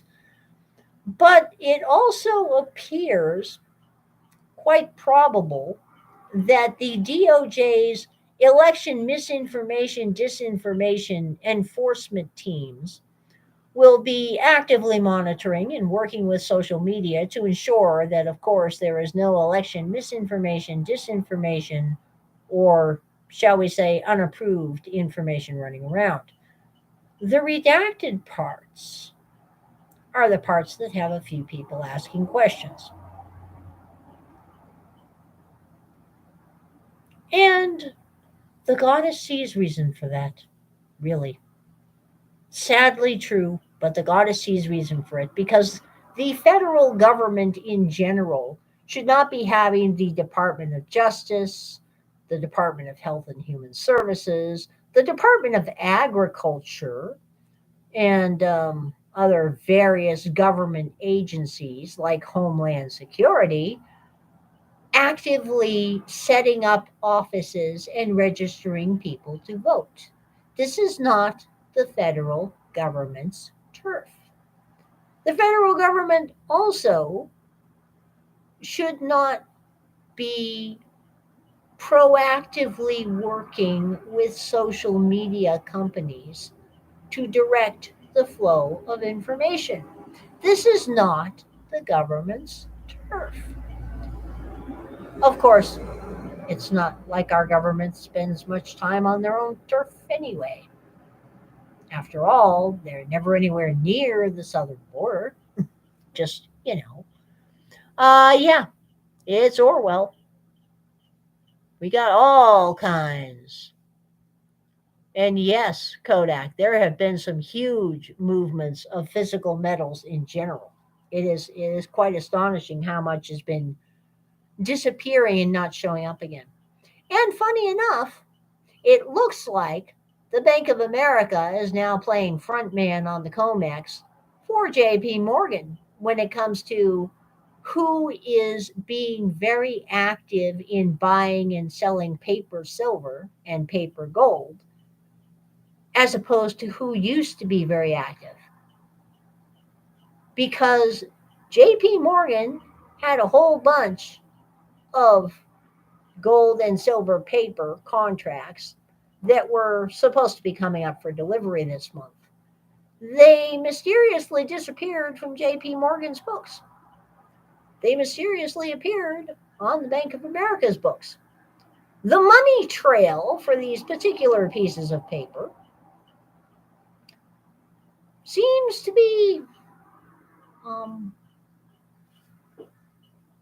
temporarily misplaced, um, non existent. Um,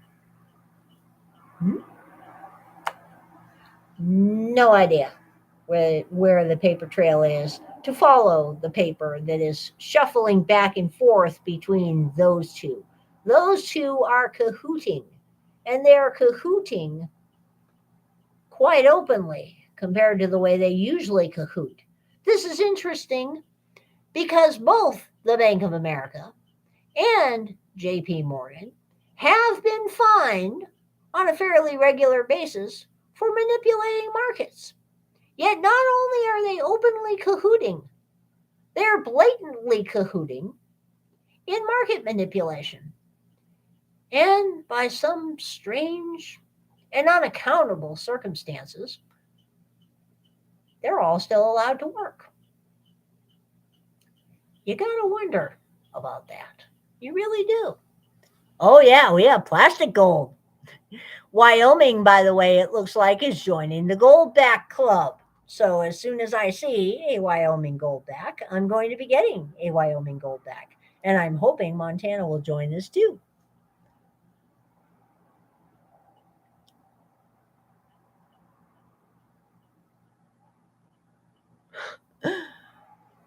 Oh, Rock, he demanded delivery. Did he get it?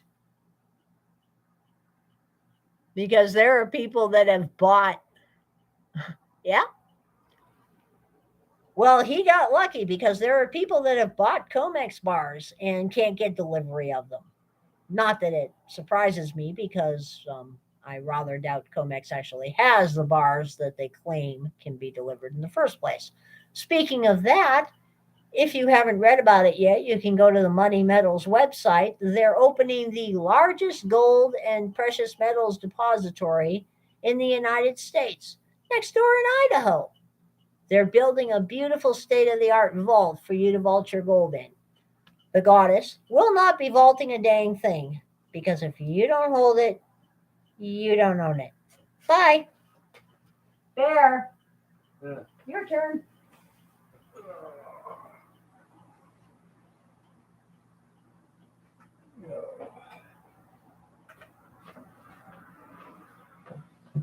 Oh,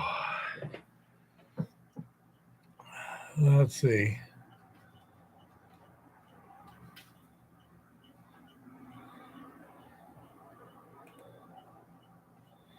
When I worked at the Red Lake mine where we were making $1 million per shift at $350 per ounce, our CEO bought up paper gold every month. One day he sent out an email to the company saying, "Watch this." He demanded delivery, and the price of gold went up $10. Yeah, but he got delivery. I don't think he can get delivery anymore. ETFs are the death of the metals industry, says Rock. You may be right, Rock. Not my bailiwick. Oh, goodness. It's been a long day, folks. I don't know, Kodak. Let me ask. Do you know how many states have goldbacks now, little one? How many different ones? Nevada, New Hampshire, Utah, and now Wyoming, I believe, are the 4 we have so far. She thinks it's up to 4 You at can this go point. to, I believe it's goldbacks.com, and they will show you all the states. And Money Metals will have them too. Goldbacks.com and Money Metals will have them. Oh, anyhow. Oh, I tell you what, I'm tired.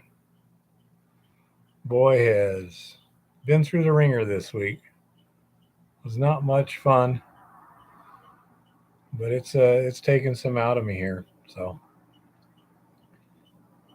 I am tired, Rock. Oh, that's what I forgot to tell you guys. Apparently, the COO of Beyond Meat, who's a vegetarian, got arrested for biting some dude's nose at a sports event. Not sure how that's mining related, but it is kind of funny.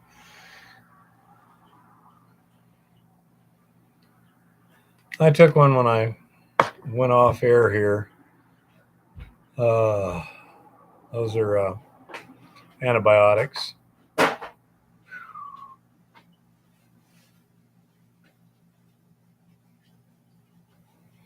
Yeah, that would look pretty good. You could probably make some interesting patterns with those into a frame around a picture or something too. Yep.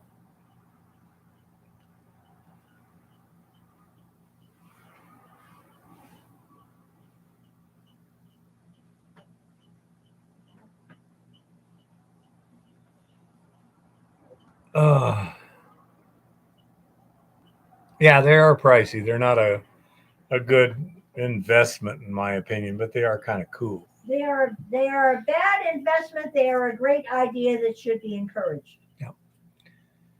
Anyhow, so for those who showed up late, I've had a kidney infection this week. I was in the hospital 3 days, got out Saturday afternoon, and today we were on the road all day, heading out to meet some guys and both deal with some claim jumping issues and also some other little mining issues that we'll have a video up that'll explain what I can about. There were just some negotiations and things going on too, which of course you don't videotape, but it was a very pretty trip. Tell Eva to buy you lots of cranberry juice. That's not a bad idea, is it? Yeah, we can look for some. Okay. Let me write it on the list. I had a shopping. I'll have to check the card. Yeah.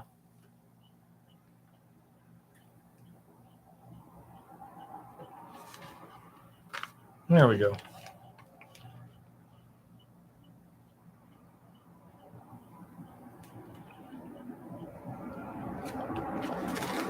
Oh.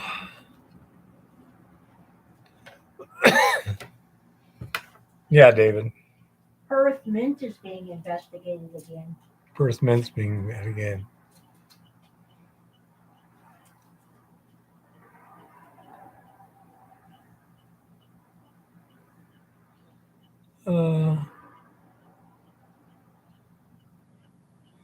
Yeah, Eva's the carbohydrate, basically the sugar, yeah. It shouldn't be. The light should just have less sugar in it, but I don't know. We'll have to take a look and see, but that is a good point.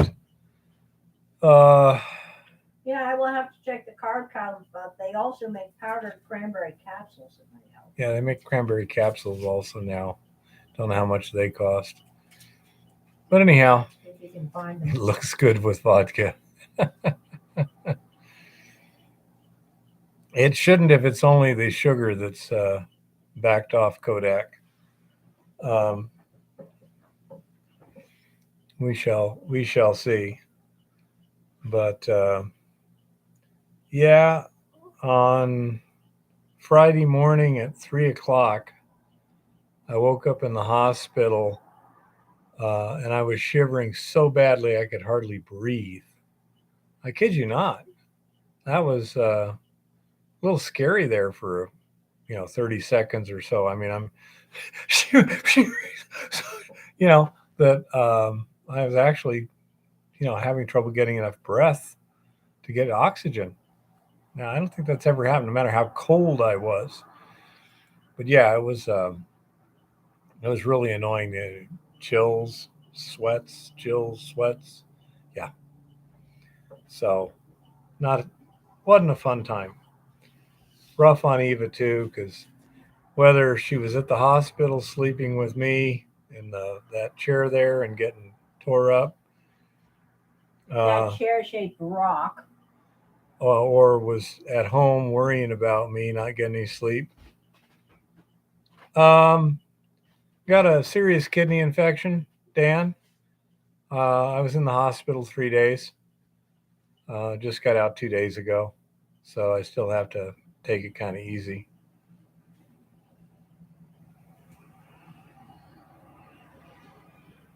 Yeah, Eva's really good at reading labels, Kodak. Heck yeah.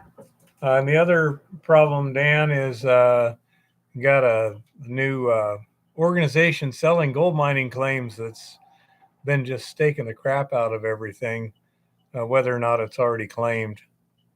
And yes, I'm definitely doing better, vastly better than I was a few days ago, that's for sure.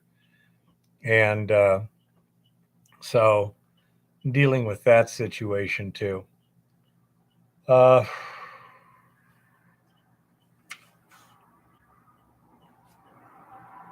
okay. So, Reg, the problem with that is fresh cranberries around here are only available in November? Yep. October, November, that's about it. We have my pickled cranberries. Yeah, we do have some pickled cranberries I could eat. Pickled cranberries from last year. Yeah. So, it'd be a good time to try some. Oh, I ate a whole bunch before. Really? Oh, sure.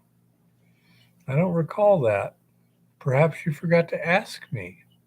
I was taste testing while I was canning them, and I grew up eating them.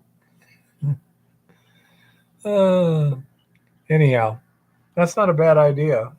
The pickled cranberries, because we know how. Is there any sugar at all in them? Artificial sweetener.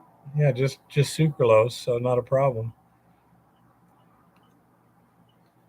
So, anyhow, that's a good thing. Yeah, for like midnight snacking or whatever, that wouldn't be a bad idea. Let me write that on the list here to look look around the house for tomorrow. I think I ran into them the other days. So I'm pretty sure I know where they are. As a matter of fact,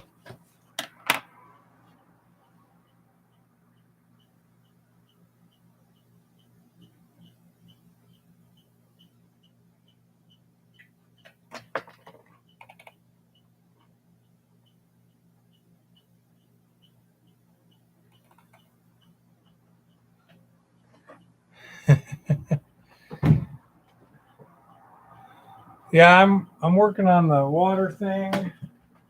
Let's see. I think they were over here. Yep, they're going to be in pints.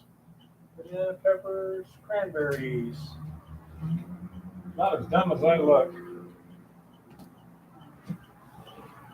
And there we go. Those are pickled cranberries, people. Pickled cranberries, artificially sweetened. Made here. Red butter pickle. So, anyhow, I'll get some of those. I'll try them later tonight here. I have the strength to open it. um, Say, my brother will be visiting this week. That'll kind of keep me from overstressing myself, I think. He'll be here to help with some physical stuff. And then just going around and fishing and stuff like that. So, day after day of hard work is just not in the cards till he goes home. Next week, we got Eva's got an appointment in Missoula on Monday. Oh, reminds me, next week, maybe the same kind of thing, late start. Don't know, but Eva's got an appointment in Missoula at 3. It's about a 2-hour drive. No, we blend it all by recipe, Jeff. There's some vinegar, and it's more like a sweet and sour. It's like a bread and butter pickle. I can tell you the recipe for those. She can tell you the recipe if you're interested, anybody. But anyhow, so we may get a late start next Monday too. Don't know, but it's going to be a real close call. Depends on how fast. I mean, she's got a 3:00 appointment. You know how doctors go. If she gets through the appointment on time, gets out of the doctor's office, and we hit the road and zip like a madman. Well, not a madman, just kind of. If we go the speed Kind of an limit, annoyed we'll get man. there on time because Buzz is Yeah. we're not taking Buzz forward. Yeah, probably not. I already talked to Lauren about it, I believe. But anyhow, so we should be able to get back here in time, but we may be a little late. So that's another deal there.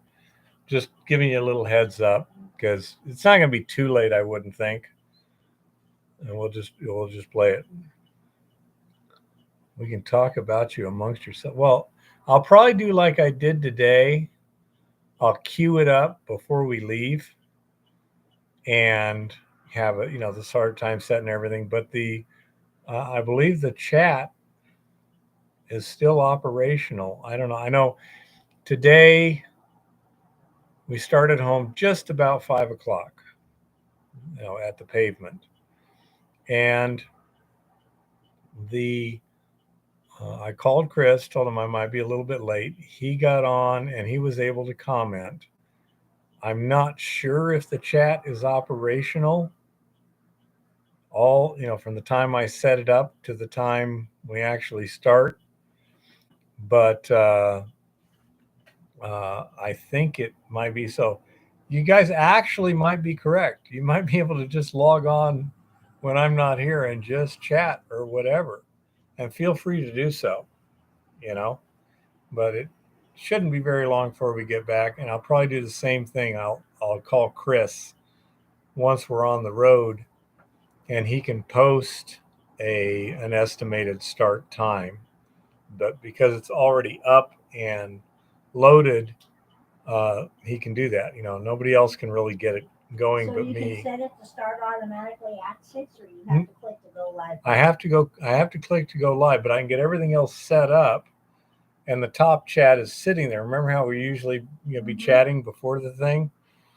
And so I'm not sure how early that is, but certainly, around the estimated start time, it'll be operational. So that should work out. If I'm not quite here on time, go ahead and just start calling me names or making fun of, guys who lose testicles, things like that. But I'll try and call Chris on the way home, and he can post an ETA so you guys will have a better idea. Today, we got home in about 45 minutes from Townsend, Montana.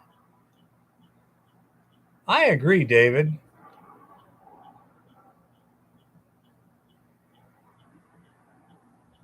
I think there's still some chance that there may be some roasting in the near future, but I think most of that has been pretty much taken care of over there, and his house is still standing.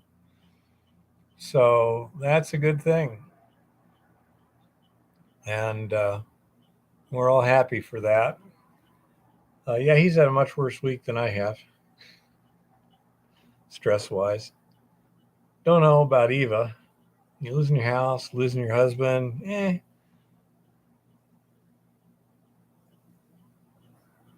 Why did the elephant cross the road?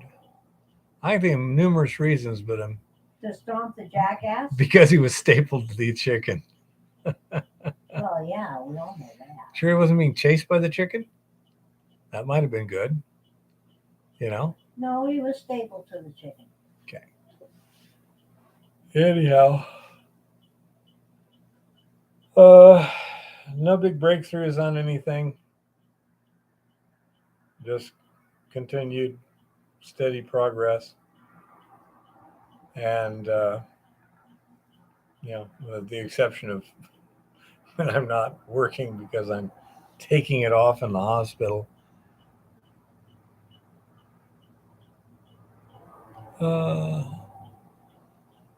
Ooh. Anyhow, anyone got any questions or anything? Any subjects to talk about that we need to do?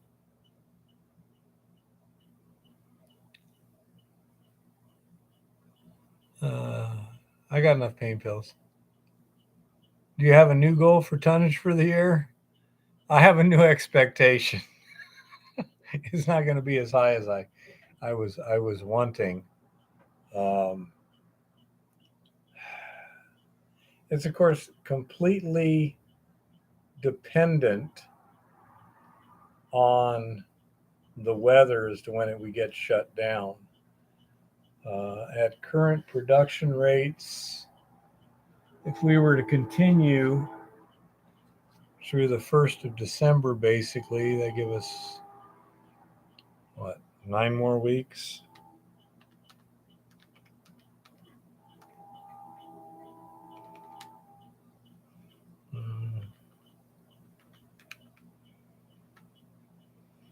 Get about another 7 tons through the circuit, and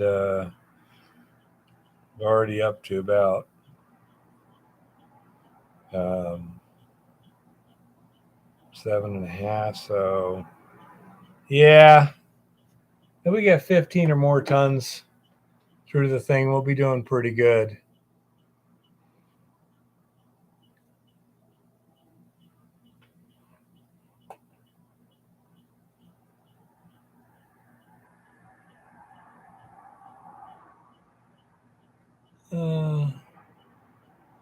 Yeah, that hasn't helped. I've spent, I don't know, 3 or 4 weeks unavailable for full duty, which is not desirable. You know.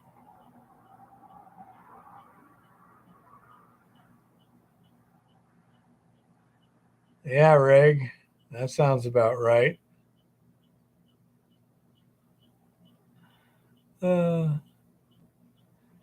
Anyhow, if nobody's got a serious question or anything like that, I can either close it down or let you guys chat for a while. Let me know what you want to do.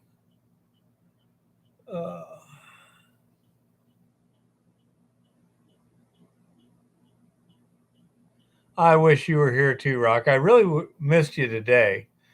You would have found that quite interesting because, I mean, every hill had holes in it, you know. So it would have been very interesting to you. You would have known what you were looking at and had some really interesting theories as to what was going on, and that would have been great.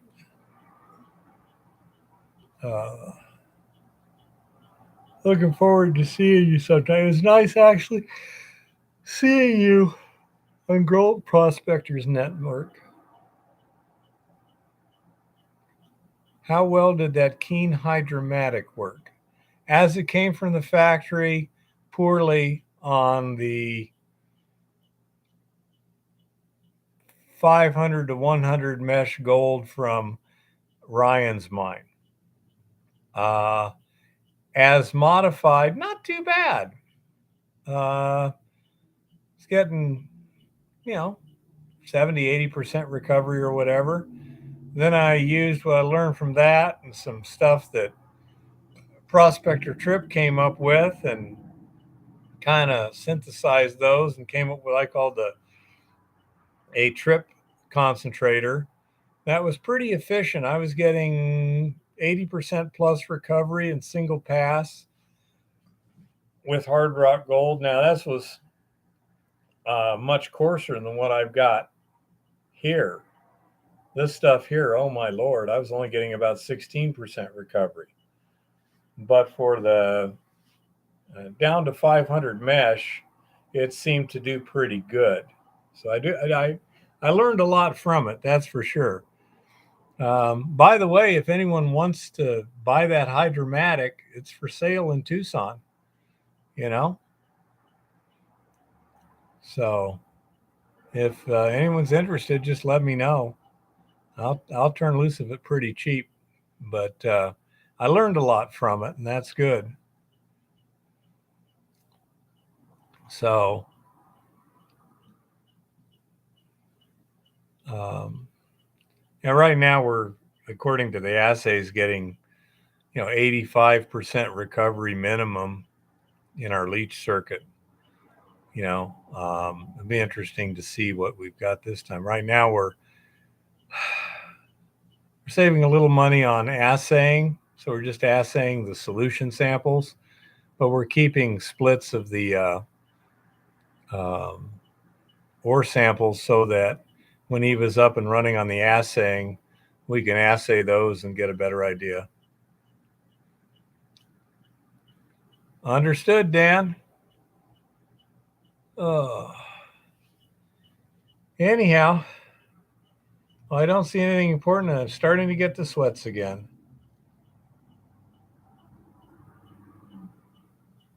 No, it's more like I just started from a clean sheet to create the optimal bed to grab the gold out of the fluidized, slowly moving slurry, and it seemed to work pretty well. So that wasn't the deal, but yeah, it did work pretty good. Not too bad. All righty. Well, I am going to call it a night. I appreciate everyone showing up and all the good wishes and stuff. And I'm going to get back to resting a bit. I used sheet metal forms to kind of simulate what I was achieving with the bottom of the bucket. And that was able to create a little better situation. Yeah, Chris, you too. Glad your house is still there. We still be praying. So anyway, thanks everybody. Thank you for the well wishes. Thanks for the support, and happy prospecting, and keep it safe out there. Roger that, Dan.